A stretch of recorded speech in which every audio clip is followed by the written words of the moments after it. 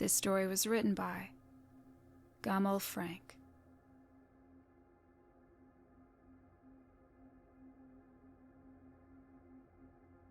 This happened a long time ago, when I was a kid. My hometown, well, it wasn't the kind of place people wrote postcards about. It was small, tucked away, and chronically underdeveloped. The kind of town where the biggest news was usually the mill threatening layoffs again, or the high school football team losing another game. We were in a slow decline, and everyone knew it, even if they didn't say it out loud. Hope was a scarce commodity, something people clung to in whatever form they could find it. And that's where the disappearances come in. It was a known problem, a quiet, persistent ache in the community fabric. Kids, mostly teenagers, but sometimes younger, would just vanish. One week, they'd be in class, complaining about homework or dreaming about getting their driver's license. And the next, their desk would be empty. Their locker would stay shut. Whispers would start. The official line, the one that settled over the town like a comforting but threadbare blanket, was that they'd run away, gone to the city, seeking a better life, adventure, opportunities that our stagnant town couldn't offer. And people, by and large, chose to believe it. It made a grim sort of sense. Who wouldn't want to escape? Who wouldn't yearn for something more than the dusty streets and the resigned faces? But even as a kid, something about it pricked at me. Why would everyone who left cut ties so completely? No letters home, no calls, not even a rumor trickling back through a friend of a friend. It was as if they'd stepped off the edge of the world.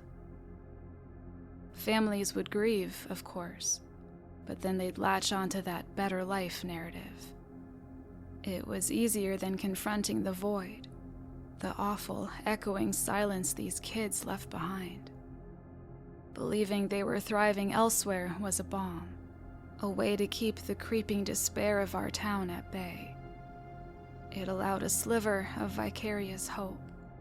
Maybe the town itself wasn't a complete dead end. I didn't have many friends.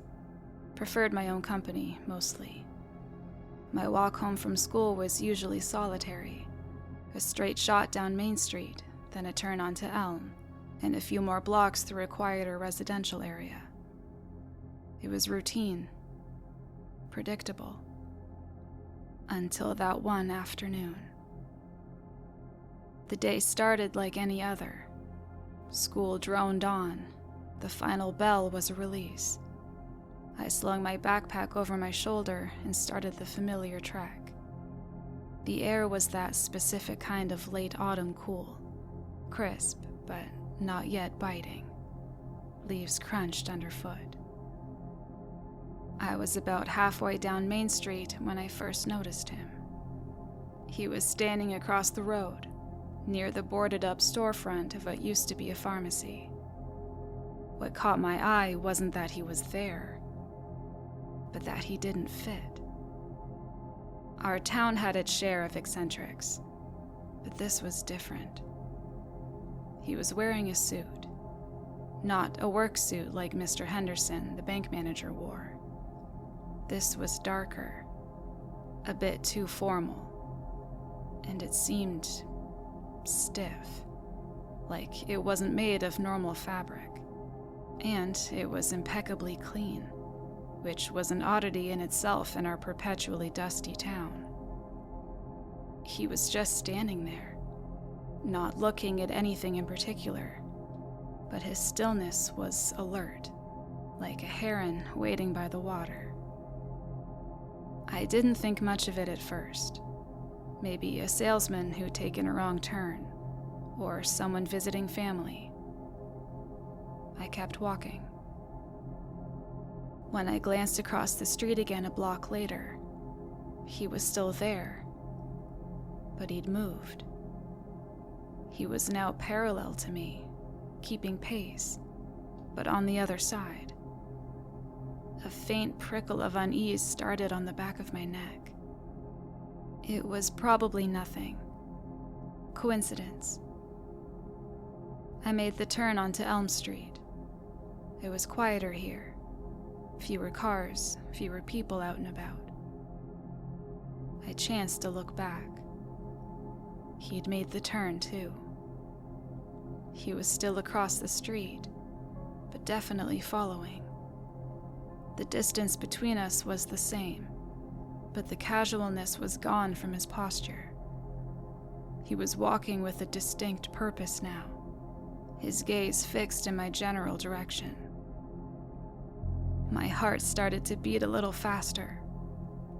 This wasn't right. Salesmen didn't follow kids home like this. I told myself to be calm. Maybe he was just going the same way. But Elm Street didn't lead to any businesses. Just more houses, and eventually the old scrapyard at the edge of town. I picked up my pace. Not quite running, but a fast, determined walk. I risked another glance. He matched my speed effortlessly. In the suit, it didn't ripple or bunch. It moved with him as if it were part of him. His face was indistinct from this distance, shadowed, but I could feel his attention on me like a physical weight.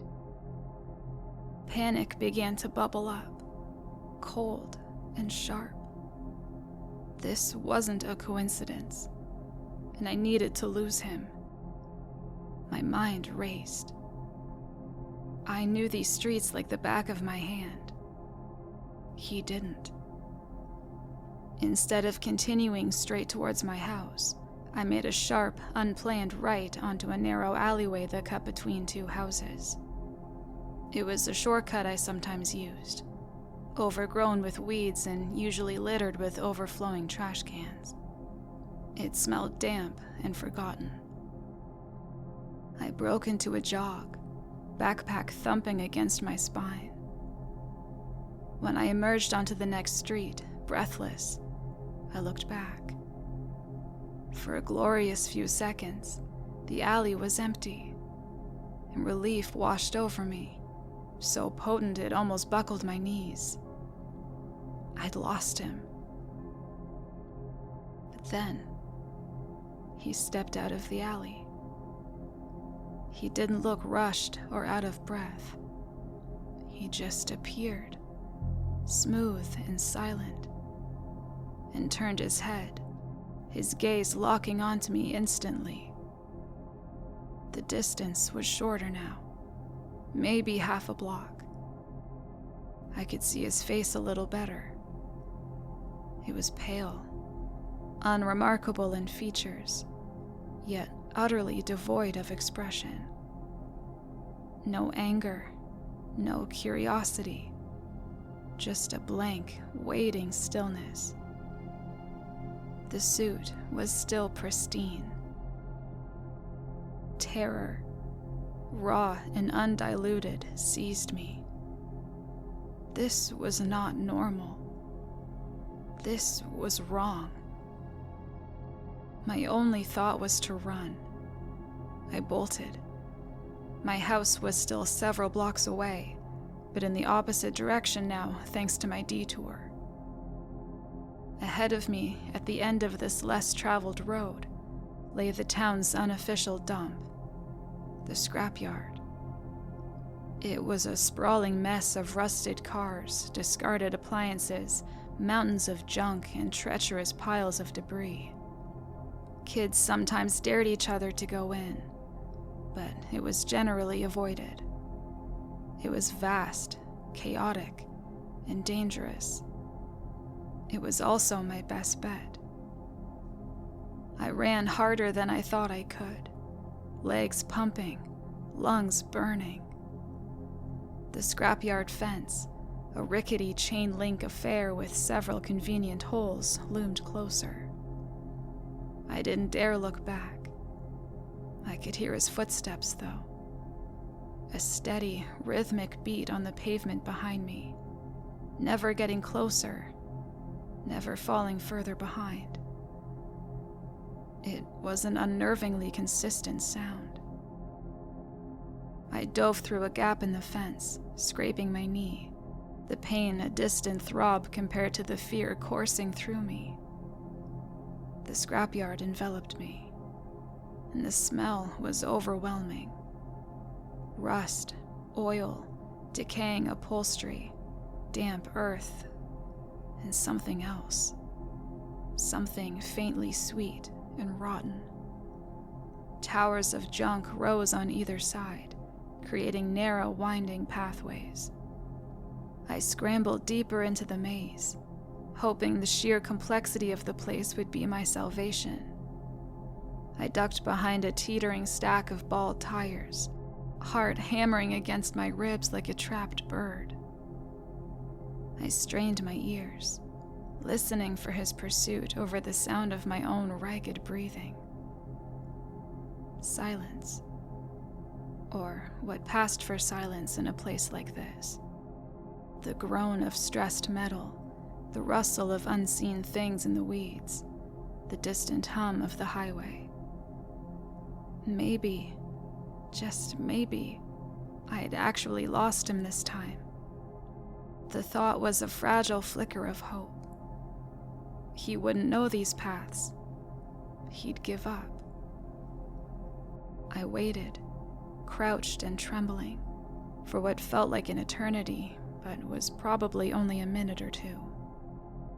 The adrenaline was starting to ebb, leaving me shaky and cold.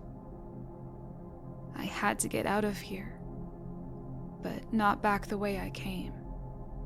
There was another, more dilapidated section of the fence on the far side of the yard, closer to the woods. If I could reach that, I could cut through the trees and circle back to my neighborhood. Slowly, cautiously, I peeked around the tires. The narrow passage was empty. I took a deep breath and started to move again, trying to be as quiet as possible, weaving through the metallic skeletons of forgotten vehicles and mountains of discarded household goods. The sun was beginning to dip lower in the sky, casting long, distorted shadows that writhed and shifted with every gust of wind. The light was turning that burnished gold that signals the end of the day. I was nearing what I judged to be the far edge of the scrapyard. I could see the ragged line of trees through a gap in the pile of twisted metal. Freedom felt tantalizingly close.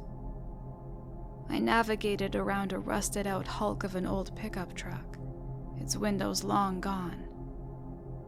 And then I froze. He was there, standing directly in my path, not 10 feet away, by the very gap in the fence I'd been aiming for. He was just there, as if he'd been waiting, as if he'd known exactly where I was going. My blood ran cold. Every nerve screamed. There was no surprise on his face, no triumph, just that blank, patient watchfulness. The impeccably clean suit seemed to absorb the fading light, making him look darker, more solid. He took a step towards me. A strangled sob escaped my throat. I didn't think. I reacted. I spun around and plunged back into the labyrinth of junk, deeper this time. There was no plan, just a desperate need for distance. This time, I heard him coming after me immediately. And he was faster, much faster. His footsteps weren't the steady, rhythmic pace from before. They were quick, unnervingly light, yet covering ground at a speed that didn't seem humanly possible for someone in a suit, navigating this treacherous terrain. It was like he was gliding over the debris. Panic clawed at my throat, making it hard to breathe. I scrambled, tripped, caught myself, and pushed onward. My lungs ached. My scraped knee throbbed, and tears streamed down my face, blurring my vision. I could hear him getting closer. I spotted a small, dark opening beneath a pile of flattened car bodies, the kind that had been crushed into grotesque rectangles. It looked like a shallow cave of rusted metal, and without a second thought, I threw myself to the ground and wormed my way inside the tight space. It was cramped, filthy, and smelled of stale oil and damp earth. Jagged edges of metal pressed into me from all sides. I squeezed myself as far back as I could, until my shoulders hit the unyielding, cold ground at the very back. I was completely hidden, enveloped in oppressive darkness, save for a sliver of grayish light filtering through a small gap near the front of my metallic tomb. I held my breath, listening. Silence. Then, footsteps. Slow now, measured, moving around the pile of cars I was under. I could hear the crunch of debris beneath his shoes, the occasional soft metallic scrape. He was searching. Through the tiny gap, I saw a sliver of his dark trousers pass by. Then again, he was circling. My heart felt like it was going to explode. I pressed my face into the dirt, trying to muffle the sound of my own terrified gasps. Every instinct screamed at me to stay still, to become part of the earth and rust around me. The sun was definitely going down now. The already dim light filtering into my hiding spot was fading rapidly. The shadows outside were lengthening, merging, swallowing details. And then, he spoke. His voice was calm, almost gentle, but it carried an unnatural resonance that vibrated through the metal around me. "Come on out, kid." A pause. "There's no need to hide. We can just talk." Talk? The absurdity of it was a fresh stab of fear. What could we possibly talk about? I stayed silent, frozen. "I know you're in here somewhere."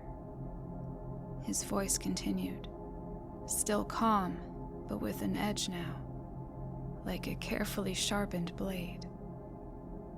"This yard isn't that big. I'll find you."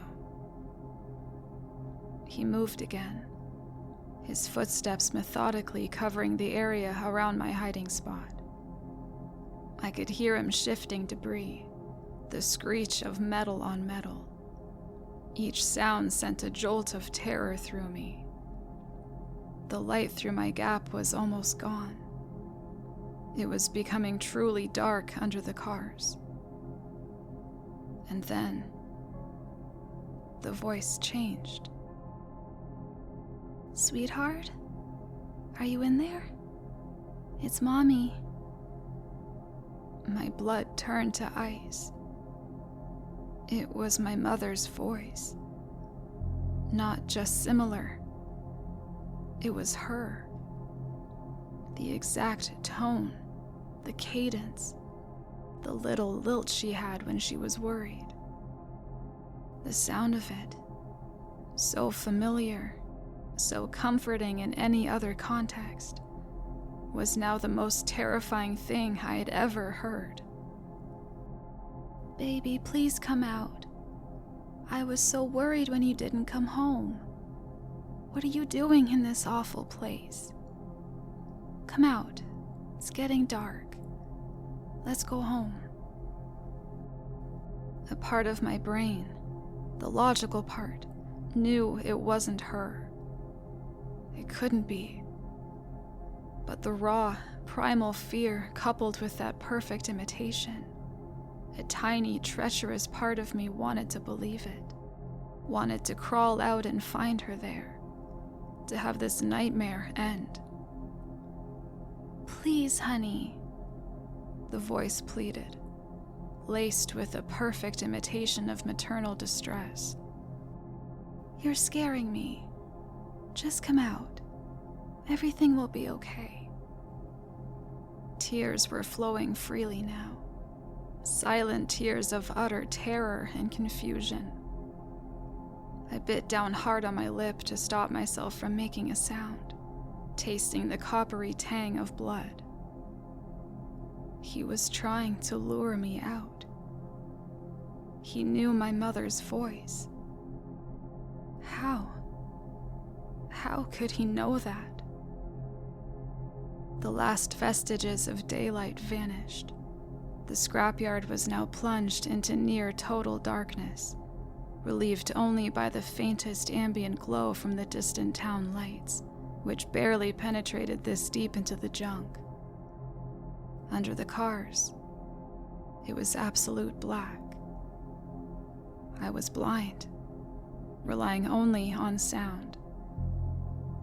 I thought I was doomed, that he would find me. He was patient, methodical. It was only a matter of time. But the voice, her voice, had stopped. There was only silence for a moment, a heavy, pregnant silence. Then, a new sound, a low groan, guttural and pained. It wasn't human. It was followed by a rasping, wet growl, like an animal in distress. It seemed to come from right outside my hiding spot. My fear ratcheted up to a level I didn't know was possible. What was happening? The growls intensified, mixed with harsh, choking sounds. It sounded like he was in agony, like the darkness itself was hurting him. And then, his own voice again, but ragged now, strained, filled with a furious, desperate anger that was far more terrifying than his earlier calm. Damn it all. The light. Gone too soon. Another pained snarl. Then, chillingly clear, his words cut through the night, seeming to echo in the sudden stillness. I will find you eventually, kid. Just in another day, perhaps. There was a strange rustling sound then, like dry leaves skittering across concrete, or sand pouring from a height. It lasted only a few seconds, and then nothing. Absolute silence. No footsteps, no breathing, no pained growls. He was gone. I stayed huddled in that metallic coffin for what felt like hours, too terrified to move, too shocked to process. Eventually, the cramping in my limbs and the desperate need to escape the crushing darkness forced me to act. Trembling uncontrollably, I slowly, agonizingly pushed myself out from under the cars. The scrapyard was utterly dark, save for the sliver of moon that had risen. I stood there, shaking, expecting him to reappear at any moment. But there was nothing. No sign of him. Where he had been standing, or where I thought he had been from the sounds, there was just dust. A faint, fine layer of something dark on the ground, already being disturbed by the night breeze. It looked like a patch of exceptionally dry soil, out of place amongst the damp earth and rusted metal. I didn't wait to examine it. I ran. I ran out of that scrapyard the way I'd come, not caring about the noise I made, fueled by my primal terror that lent my legs impossible strength. I ran through the dark streets, not stopping until I slammed through my front door, gasping for breath, collapsing in a heap in the hallway. My parents were frantic. I was covered in dirt, grease, my knee was bleeding, my clothes were torn, and I was hysterical. I tried to tell them. I babbled about a man, a suit, the scrapyard, his voice, my mother's voice, but it came out in a jumbled, incoherent mess. They thought I'd had a bad scare, maybe got chased by a dog or had a run-in with some older bullies. They cleaned me up, bandaged my knee, and put me to bed. I never told them the full truth. How could I? How could I explain that the man who chased me, the man who sounded like my mother, had turned to dust when the sun went down? They would have thought I was crazy. Maybe I was. But I knew what I saw, and I knew what I heard. That thing in the suit wasn't just a serial killer or a kidnapper. It was something else. Something that couldn't stand the night, or perhaps couldn't exist without daylight in its physical form. Something that hunted in the full light of the sun. The disappearances in our town, I started to see them in a new light. Were they all just kids running away for a better life? Or had some of them, like me, taken a wrong turn on their way home, on a day when the sun didn't set a little too quickly?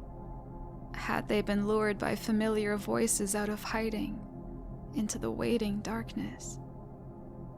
The thought made me sick. That promise, I will find you eventually, kid, just in another day, perhaps, has haunted me ever since. I moved away from that town as soon as I could, and I try to live a normal life, but I'm always aware of the sun. I don't like being out alone when it's full day, and sometimes on quiet evenings, when the shadows grow long, I think I hear faint rustling, like dry leaves or sand. I don't know why it seemed to turn to dust. I don't know what it was, but I know it was real, and I know it wanted me. The gaps in our town weren't just kids leaving for the city. Some of those gaps were torn open by things that thrive under the daylight.